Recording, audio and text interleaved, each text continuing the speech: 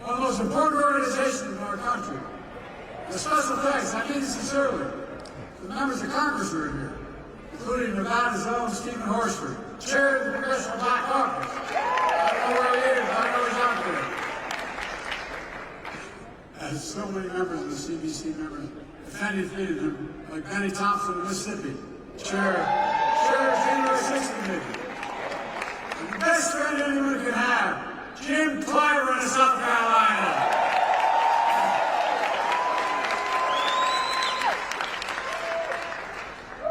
In case you didn't notice, Jim turned around for me. Look, in June of 1947, Harry Truman became the first president to speak at this convention. And he was remembered for a lot of things. With the help of the NAACP, he desegregated the military. He laid the groundwork for the civil rights agenda. He built upon President Kennedy by that. President Johnson signed the Civil Rights Act of 64, 60 years ago. Harry Truman was president, who was often counted out. He was also known for something else. The story goes, Truman said, "You want a friend in Washington? Get a dog." Guess what? After the last couple weeks, I know what he means.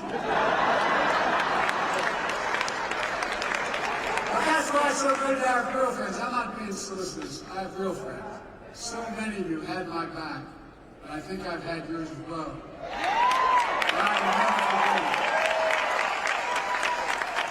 There's a couple Delaware folks here still. One of my best friends, when I was a lifeguard in projects, he was, his nickname is Mouse.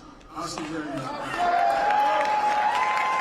And I'm loyal as hell. I'm truly honored to be here. To be at this tense moment in this country. It is a tense moment. Just a few days after the assassination attempt on Donald Trump, we're grateful he was not seriously injured. We continue to pray for him and his family. It's time for an important conversation in this country. Our politics has gotten too heated. I said in the Oval Office on Sunday night, as I made clear throughout my presidency, we all have a responsibility to lower the temperature and condemn violence in any form. You gotta remember, we're not enemies, we're friends, we're neighbors, we're fellow Americans. Most importantly, let's fully and firmly reject not only political violence, but violence of any kind. Period. No exceptions. We have to say with one voice, violence is not the answer. That's what we should rally around as a nation. That's the unity I'm talking about. Few organizations know that better than the NAACP. For the race riots in Springfield, Illinois in 1908, the NAACP was formed. That's what started it. You know the pain and the price of violence. You understand, if we're going to talk about standing against violence, we must stand against all violence. We're standing against violence perpetrated against presidential candidates in Pennsylvania. We're standing against all violence. Violence perpetrated against George Floyd in Minnesota. Against black veterans like police officers, Eugene Goodman, on January 6th. Black election workers like Kirby Freeman and Shane Moss in Atlanta. We have to stand against the violence and intimidation of white supremacy, the murder, innocent lives in the grocery store in Buffalo, New York when I went up there. Mother Emanuel Church in Charleston, South Carolina. We're standing against the violence and murder of children in Sandy Hook and Uvalde. Concert goers in Las Vegas. Innocents on the street all across America that never make the news because Uvalde every day in the communities across the country. You're going to be outspoken on one, don't be silent on others.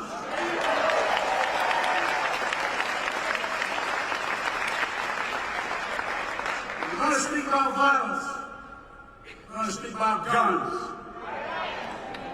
More children in America die of a gunshot wound than any other reason. That's stunning and that is sick.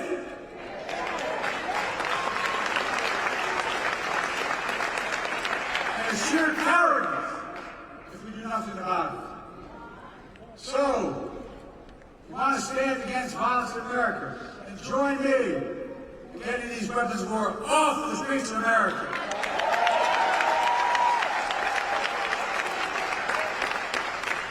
The AR-15 was used in the shooting of Donald Trump. This was an assault weapon that killed so many others, including children. It's time to outlaw them. I did it once and I will do it again.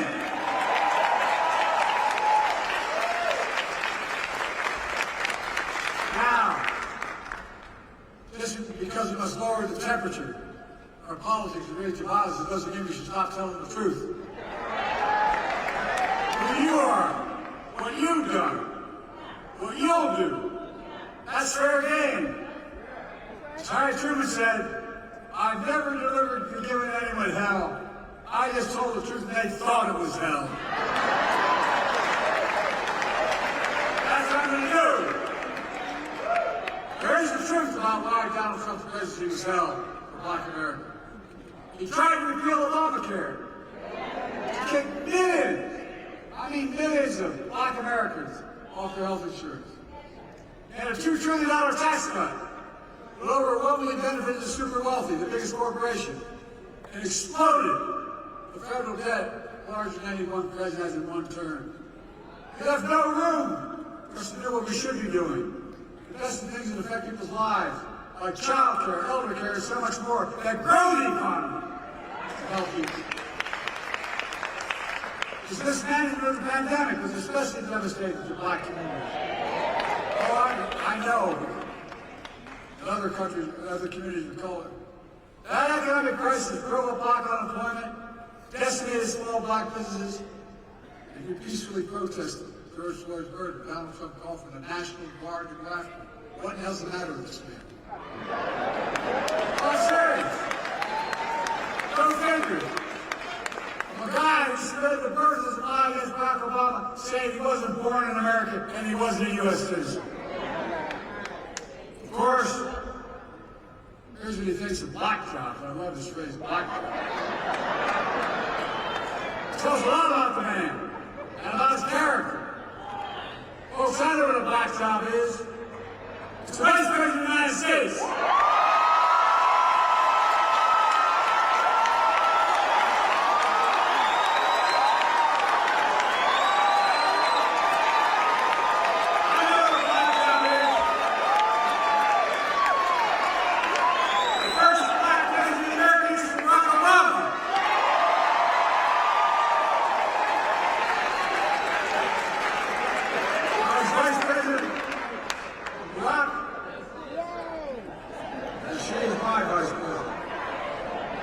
I nominated the first Black Secretary of Defense in American history. They're doing one hell of a job. I nominated the first Black woman to the United States Supreme Court.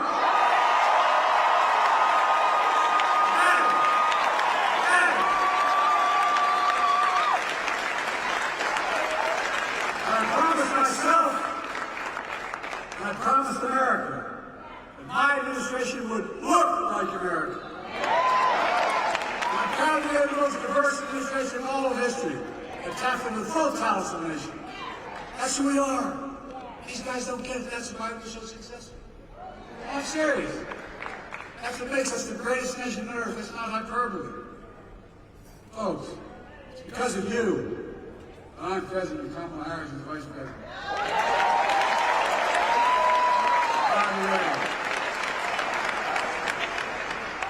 She's not only a great vice president, she could be president of the United States.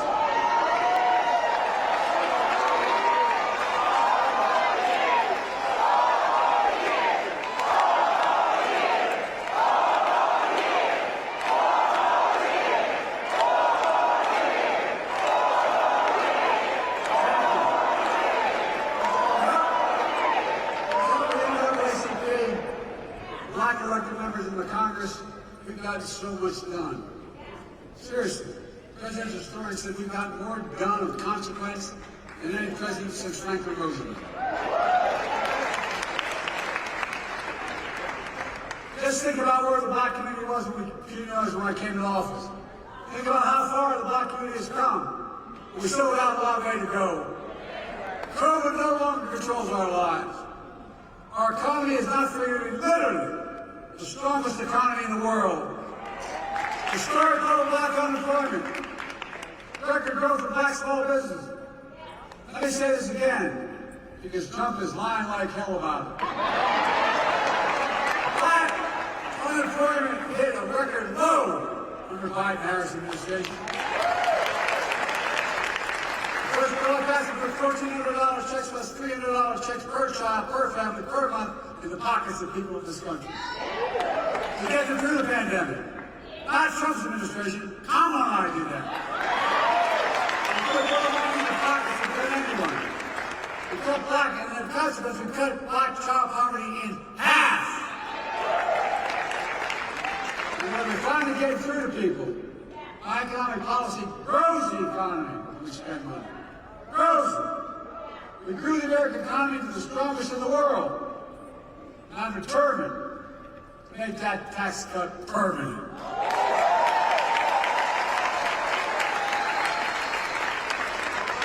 No child should ever go hungry in America. And by the way, all the data shows that we can't let them tell us we drive up deficits. They drive up deficits. When you have child care, guess what? Mom or dad can work. And the child can be safe.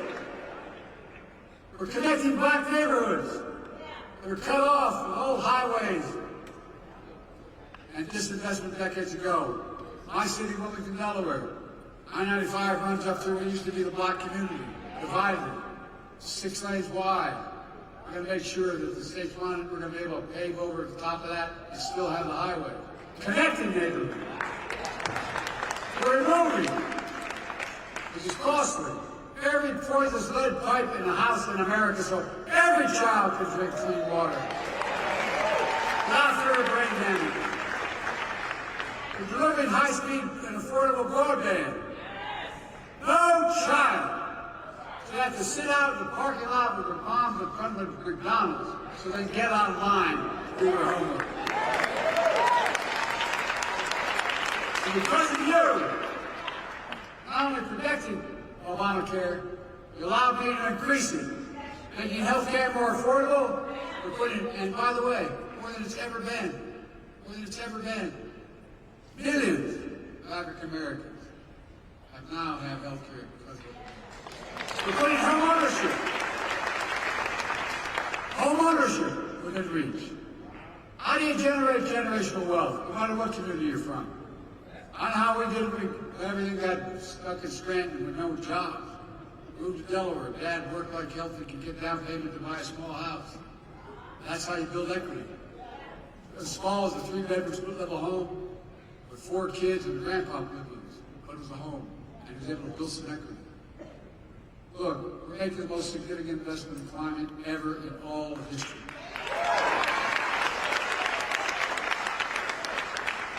Including the most significant action in environmental justice ever. Look, folks, think about this. My state of Delaware, not many of you don't know my state. My state of Delaware has a Delaware River runs up, Jack. But at the top of the state, there's a half moon, and it comes up along more oil refineries on the other side of that half moon in market-looking areas than anywhere in the country, including Houston. And guess what? Wind blows southeast. We had the highest cancer rate for the longest time. Do you know who's affected? Fence line communities. You know the fence line communities are black communities. I promise, as we make this legislation work, we're going to take care of those communities first. I mean it. Same way in Louisiana, same way in other places. Look. We received student debt for more than $4 billion borrowed. A significant amount of black borrowed. I don't know how many have called me. Say, Mr. President, I've got phone numbers, I've called them back. Mr. President, thank you.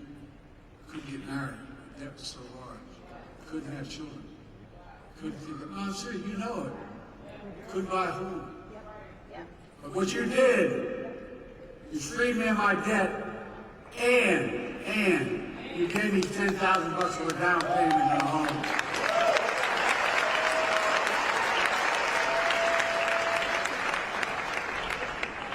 This project, 2024, Trump, 2025, Trump deal.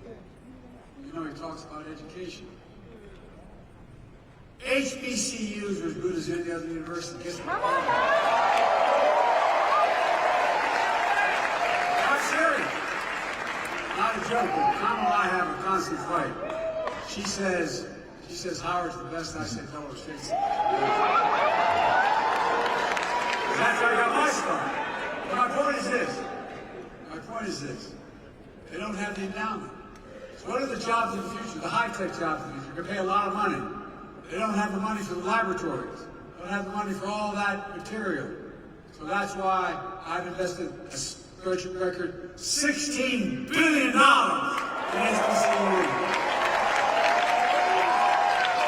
No HBCU student is getting less qualified than they get anywhere else.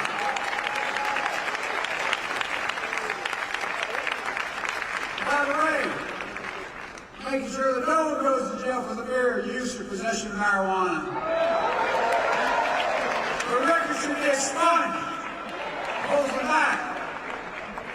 All told because of you, NAACP, making the most significant investments in Black America ever in all of history. We're seeing the results. The racial wealth gap is the lowest it's been in 20 years. Inflation is down. In 3 years, we're coming down further, and we're going to have, as they say, a soft landing. Folks, you're going to see us grow faster and faster. That's not just my view. It's the view of 16 Nobel Prize-winning economists who put out a statement looking at my economic plan and Trump's. They said my plan will continue to lower inflation, continue to grow the economy. Prices are falling. Cars, appliances, groceries. We're going to keep corporate greed at bay. But here's the thing, what I said about Trump. They said his policies will cause a recession. Oh, these are not Democratic outfit. 16 Nobel laureates. Look, I come from the corporate state of the world, Delaware. I know how they work. There are more corporations incorporated in my state than any state in America, all combined. But guess what? We have to deal with corporate greed now. That's all it is.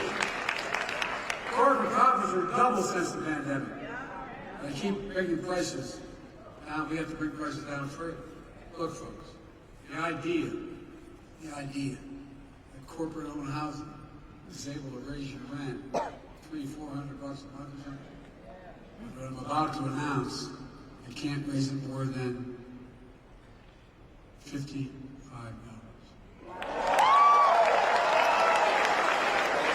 That debate is taking place.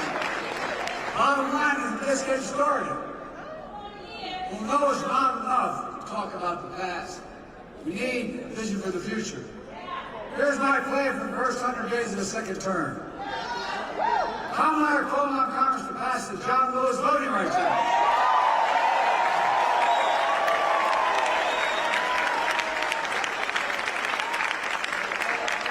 I did all I was constantly able to do with the executive authority, but we need the act. And we need to pass the Freedom to Vote Act. I'll sign the book for the law immediately. And guess what? Come hell or high water, we're going to restore Roe v. Wade as the law of the land.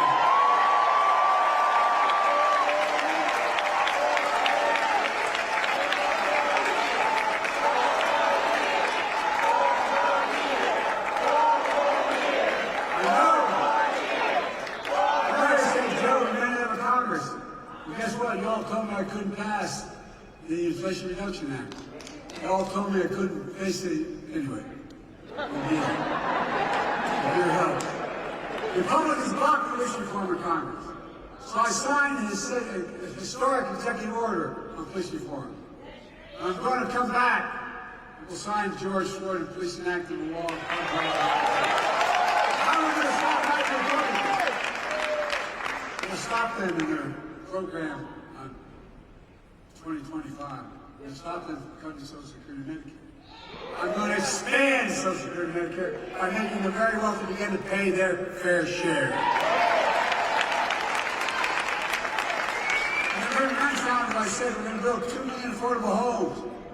The cap rent increases at 5% a year so corporate landlords can't God. Anyway, I'm going to get very upset. There's gouging here. And we're going to keep relieving student debt. We're going to end medical debt. The already made sure medical debt can no longer be put on a credit report. Our normal states will wipe out medical debt for pennies on the dollar so it's not hanging over you the rest of your life. We're going to raise the federal minimum wage. Our first term, we capped the cost of insulin procedures at $35. Total drug cost procedure, beginning in 2024 at $2,000. And some of those cancer drugs are $10,000, $12,000, $14,000 a year. But the second term, we're going to do that for not just seniors, for everyone in America.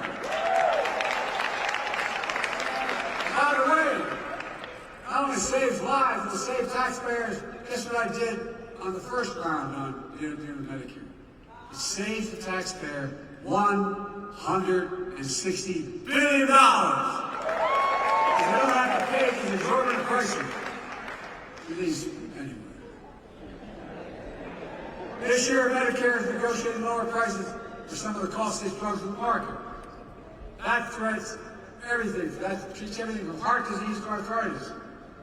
In the next term, I'm going to go further.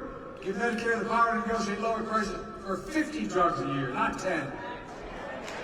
That not only will save lives, just as save the taxpayer another $200 billion a year. This is saving taxpayer money. By the way, if you notice, all the stuff they said big spend and buy, we have lowered the deficit, not raised it. We've increased economic growth. Folks, here's what else I'm determined to do. Determined to end Trump's tax cuts to the very wealthy big corporations. Make the tax code fair. Ease the burden on working people. I kept my commitment. No one making less than $400,000 I never saw in my life till I got elected president. I pay a penny more in federal taxes. But here's the deal. We have in America, since the pandemic, 1,000 millionaires. 1,000. And how much in federal tax they pay? 8.2%. That's the federal tax, 8.2%. We're going to make billionaires pay a minimum 25%, which is low. No billionaires should pay a lower tax rate than a teacher, a firefighter, a nurse, a janitor. That's simply ridiculous. And when we do that, that alone will generate $500 billion in revenue over the next 10 years. Allowing us to lower costs for families and save the government money. We can do more on elder care, child care, bringing down the federal deficit, and so much more. It's not rocket science, folks. But they've convinced us that any spending of money is costly. It's saving money. Like God's truth, it's saving money. That's vitally important. You know, the next president of the United States could appoint 2 or more justices to the Big Court. Just imagine. I know the states. Folks, my vision of the future will continue to be all about working people in this nation. And my whole career, go back and look at it. I've not been perfect by any stretch of imagination. But a simple proposition of the family I come from. Neighborhood. Everybody deserves a shot. Just a shot. No guarantee. Give hate no safe harbor. Leave no one behind. That's a stark contrast to my predecessor, the negative official. They'll do everything. Undo everything the NAACP stands for. But now they're trying to deny it. They're lying about their Project 2025. They want to deny your freedom, the freedom to vote, have your vote counted, and impose a nationwide ban on abortion. New Vice President, if you ever any doubt, man, just take a look at what he's been saying. They want to prosecute political enemies. They want to cut Social Security and Medicare.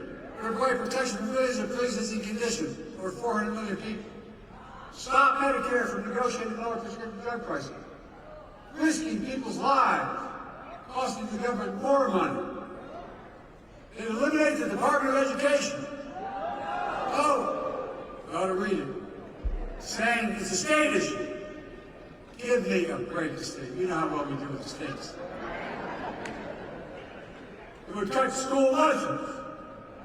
Eliminate the Head Start program for lower-income children.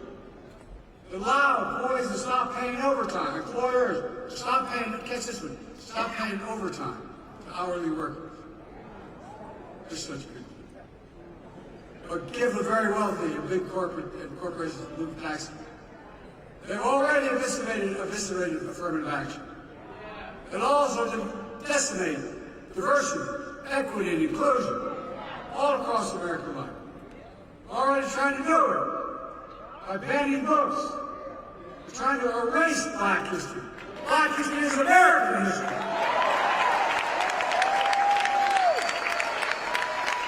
Folks, I'm not being dramatic, but we cannot let that happen.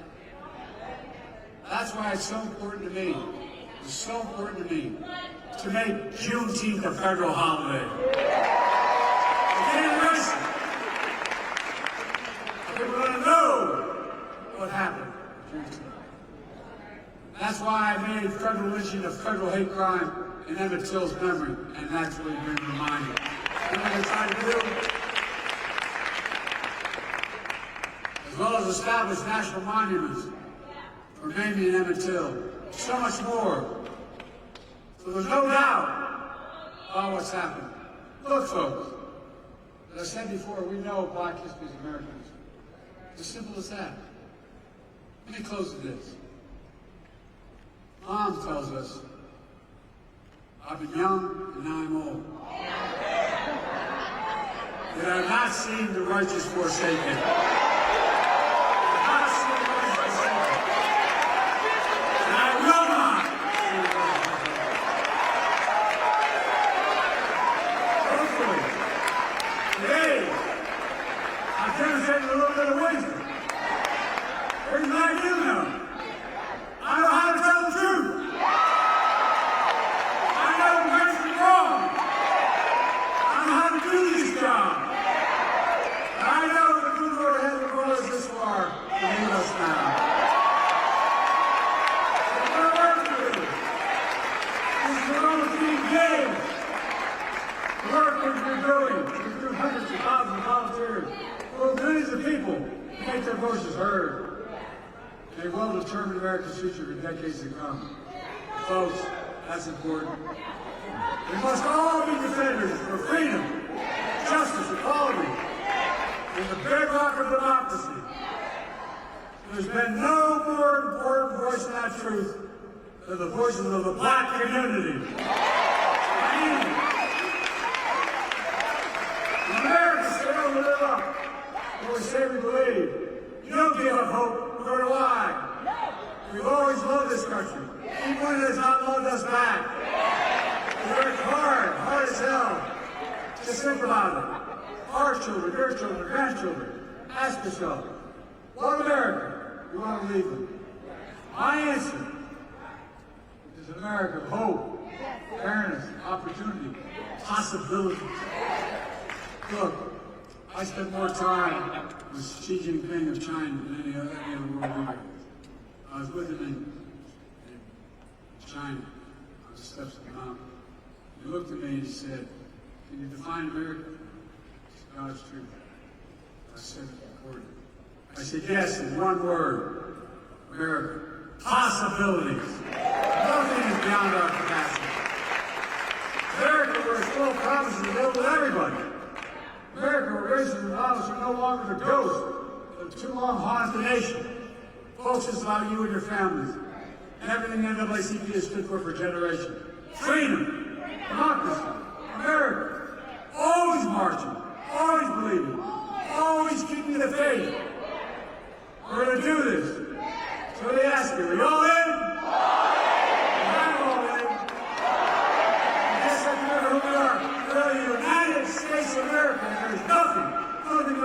capacity, and we do it together. And let's stay together. God bless you all.